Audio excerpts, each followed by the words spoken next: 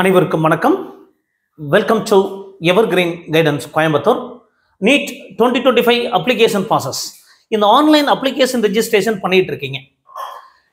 Name அது candidate நேமை பொறுத்த வரைக்கும் நீங்கள் கரெக்டாக வச்சுருப்பீங்க. மோஸ்ட்லி அது 10th மார்க் லிஸ்ட்டில் இருக்கிற மாதிரி ஆதார் கார்டில் இருந்தால் பெட்டர்.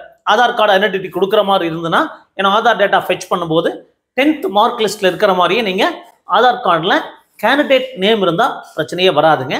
ஒரு சில நீங்கள் அப்டேட் பண்ணி நீங்கள் ஆன்லைன் அப்ளிகேஷன் போடலாம். டைம் இருக்கிறதுனால ஆதார் கார்டில் நீங்கள் அப்டேட் பண்ணிட்டும் போடலாம்.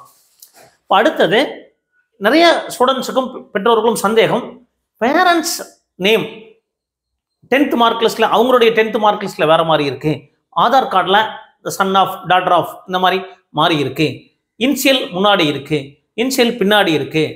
அப்போது பேரண்ட்ஸுடைய நேம் அது 10th மார்க் லிஸ்ட்டில் வேறு மாதிரி இருக்குது, ஆதார் கார்டில் வேறு மாதிரி இருக்குது. மேபி அது இனிஷியல் முன்னாடி இருக்கும், இனிஷியல் பின்னாடி இருக்கும், இனிஷியலே இல்லாமல் இருக்கும் சம்டைம்ஸ்.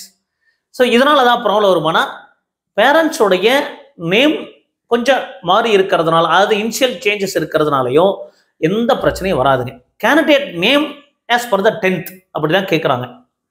ஆதார் கார்டில் நீங்கள் மாற்றிக்கலாம், 10th இருக்கிற மாதிரி மாற்றிக்கலாம். பேரண்ட்டோட நேமில் 10th சர்டிஃபிகேட்லேயோ 12th சர்டிஃபிகேட்லேயோ வேறு மாதிரி இருக்குது, ஆதார் கார்டில் வேறு மாதிரி இருக்குது. வேறு மாதிரினா இனிஷியல் முன்னாடி பின்னாடி இருக்கலாம், அல்லது இனிஷியலே இல்லாமல் கூட இருக்கலாம். ஸோ இந்த மாதிரி இருக்கிறதுனால ஒரு ப்ராப்ளம் வராது, நீங்கள் பயப்பட வேண்டியது இல்லை. அப்போ கேண்டிடேட்டுடைய நேம் தான் ஆஸ் பர் ஆதார் இருந்தால் பெட்டர். அதே வந்து நீங்கள் பார்த்தீங்கன்னா, நீங்கள் வேறு தான் ஐடி ப்ரூஃப் காட்டுறீங்க, ஓட்டர் ஐடி காட்டுறீங்க, பேன் கார்டு காட்டுறீங்கன்னா அதில் கூட ப்ராப்ளம் வராது. அப்போ இந்த மாதிரி நிறைய சந்தேகங்கள் வருங்க.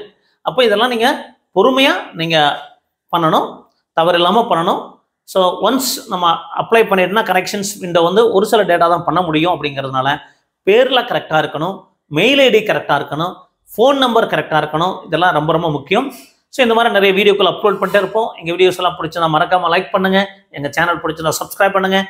மீண்டும் ஒரு நல்ல பதிவுடன் உங்களை சந்திக்கின்றேன். நன்றி, வணக்கம்.